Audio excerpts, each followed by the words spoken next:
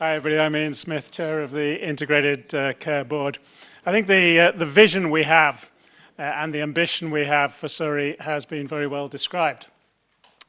And the range of connections across the NHS, the Council, community resources, and especially residents and families, I think is really, really exciting.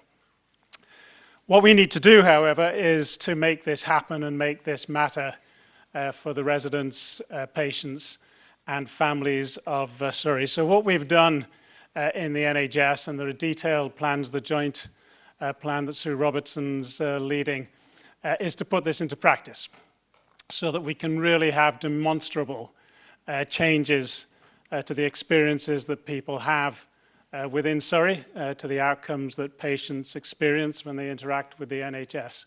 So we've developed the Critical Five. Claire will talk in a minute about the fullest stocktake, which is a key engine for achieving our ambition of the Critical Five. I'll describe these very briefly. We've got a longer session with Andy Rhodes later where we'll go into more detail on this. So the Critical Five, and really this is right at the start of the process and what a lot of people have talked about. We need to move from an acute reactive system in the NHS especially to one that really does get ahead of the curve and focus more on prevention, on communities, on making people their well-being better and prevent them getting ill in the first place. So the first of the Critical Five is prevention, and if people do deteriorate, find urgent care pathways that do not end up at A&E if they don't absolutely have to. Everybody in this room will be aware of the pressures on our hospitals and ambulance services. So the first of the Critical Five, keep people well out of hospital if they do deteriorate but don't really need to go to hospital. Let's find rapid response teams or urgent care centres, urgent treatment centres that will look after them better than they will be looked after in a very rushed A&E. The second is safe and effective discharge from hospital, but that's much more broadly getting social care right, again, hugely in the news at the moment. It's clear that, that for many people, especially the most vulnerable in our society, accessing social care, getting out of hospital safely, is not working as well as it should. And I think it's a very urgent problem that we need to solve. Thirdly, and again, a number of people have talked about this, we need to focus really on the most vulnerable in our society.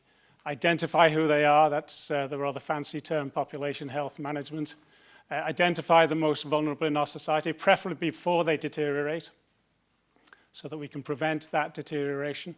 But if they do deteriorate, then we're putting in multidisciplinary teams, whether that's council resources, NHS resources, community resources, carers, unpaid carers, the families, so that we wrap care around those people and navigate them through a system which can often be highly disorientating for people and often, unfortunately, quite hazardous, especially as they move between health and social care.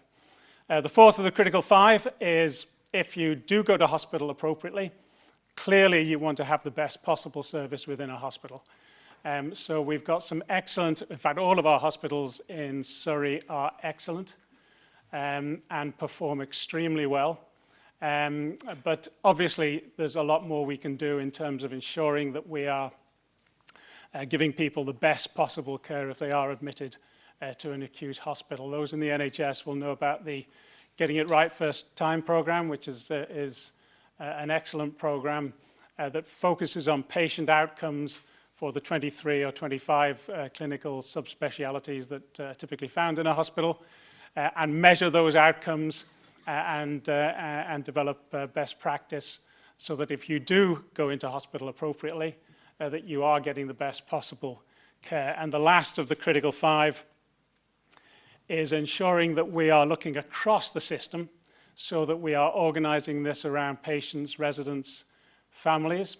So, for instance, that we're looking at our waiting lists for elective surgery across the whole of Surrey instead of just focusing on an individual hospital. If we have capacity in, say, Ashford, and there are patients waiting for clinical services in Surrey, then they will be better off if we can get them earlier treatment in a location where there is capacity. So one example of how we need to manage across the system in the best interests of patients and families, and also that we do that in the best interests of taxpayers. Because we've had such a fragmented system in the past, it has been quite expensive. And there are many things that we can do across the system, such as, for instance, sharing back office costs, that will reduce the burden on you as taxpayers. Animating that, and very important to that, is the fuller stock take. I think we're extremely fortunate to have Claire in our midst. I think her fuller stock take is really a seminal moment in reforming NHS services and linking NHS services to the council, to the voluntary sector, really orientating ourselves around the patient.